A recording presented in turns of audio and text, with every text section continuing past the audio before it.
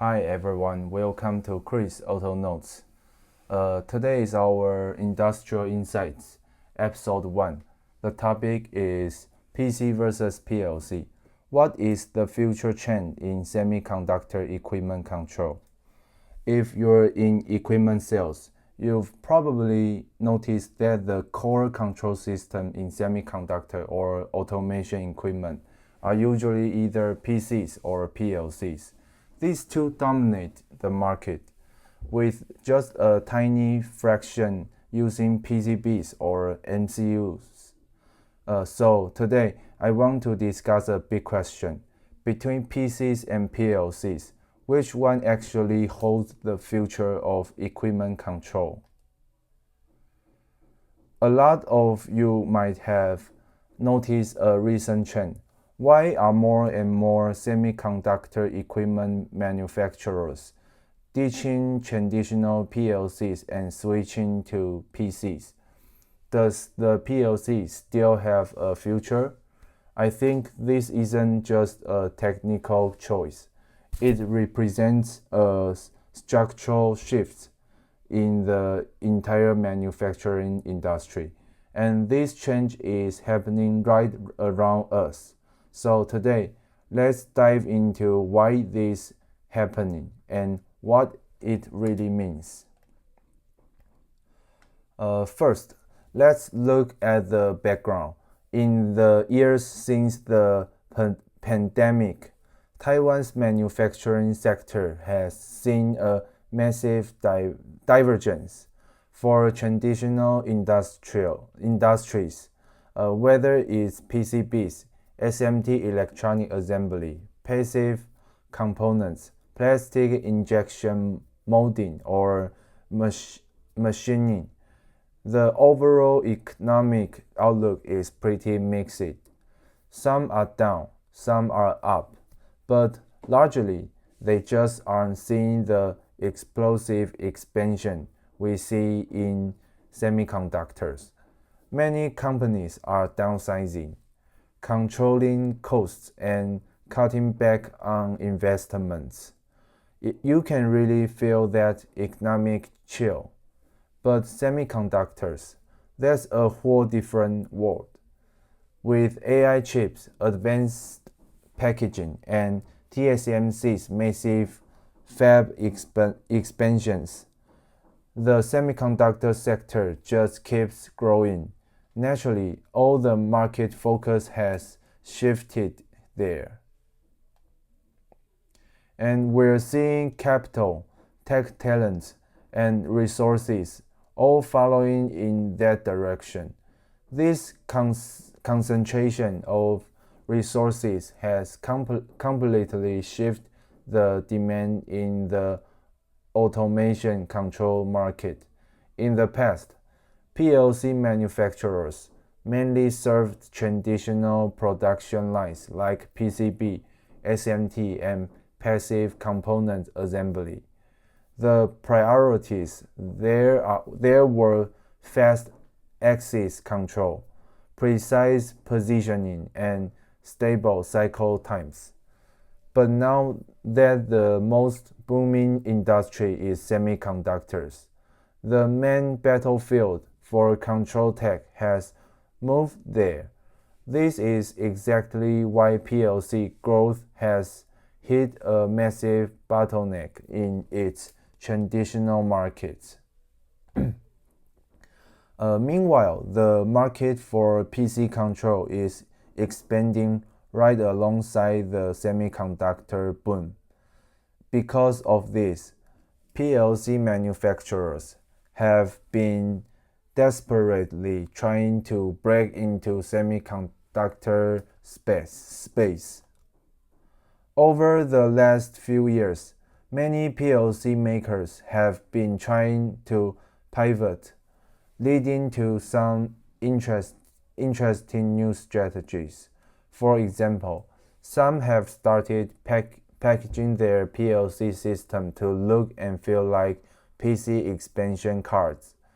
With PC-like interface, they tell clients, just open our software on your PC and you can control the PLC directly. Sounds smart, right? The logic is clear.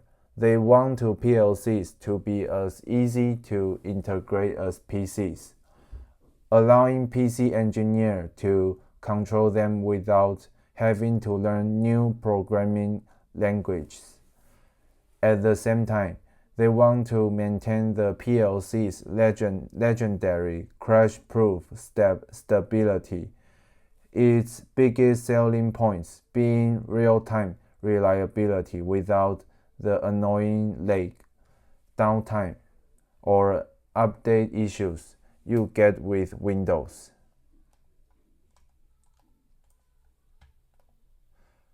So, PLCs offer a dedicated control environment that can run 24/7 without a hiccup. But in reality, breaking into the semiconductor market is still incredibly tough. The reason is simple. Semiconductor equipment makers care about more than just control speed. They care about data integration. Almost every machine needs to integrate its database with MES systems and SQL. Take AOI for example. It captures thousands of images a second. The coordinates, inspection results, and error codes for every single image must be uploaded in real time. If you stick a PLC in the middle and then have it send data to the PC, you're just adding latency and the risk of packet loss. Plus, communication protocols like SexGen run on PCs.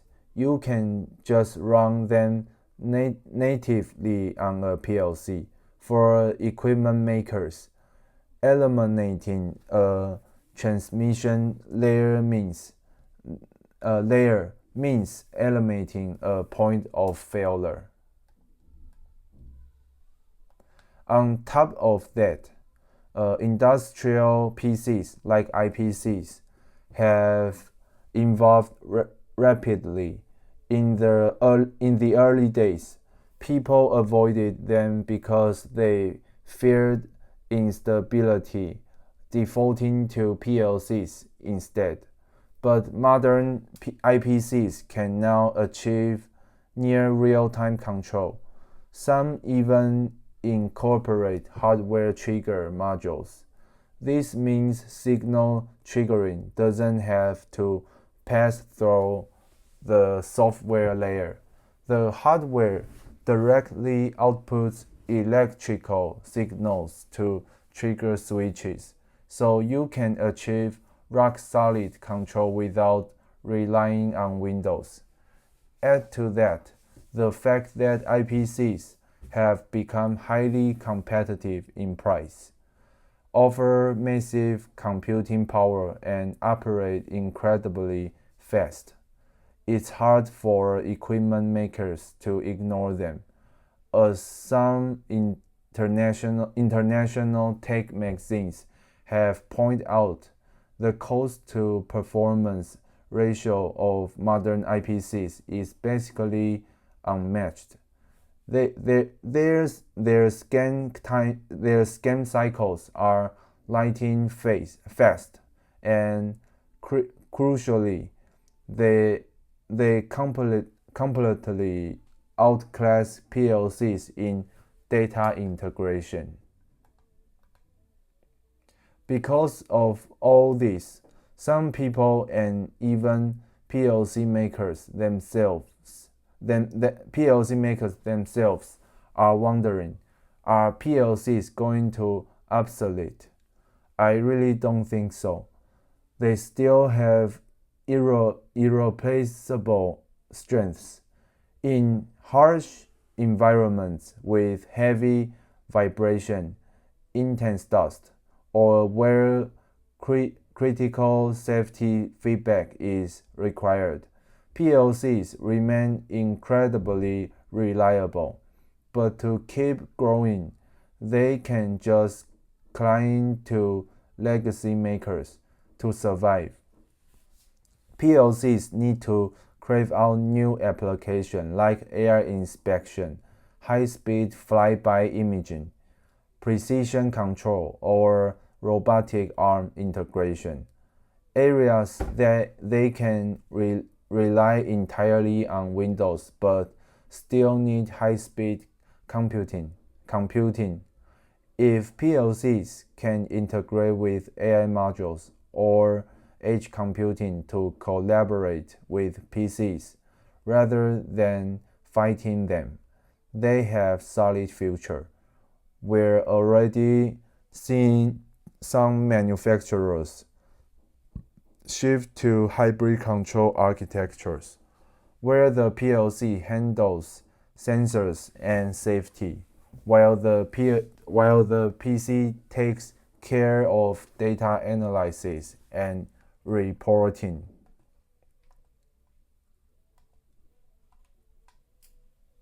It's pretty clear that the PC market share is on track to keep expanding easily. For PLCs, the key is to build on their original strengths, sensors, safety, and basic motion control, and package them into comprehensive solutions. Right now, PCs are in the sweet spot. Their powerful capabilities in data integration, AI, reporting, and communication make them the mainstream trend for equipment control. And let's quick recap today's main points.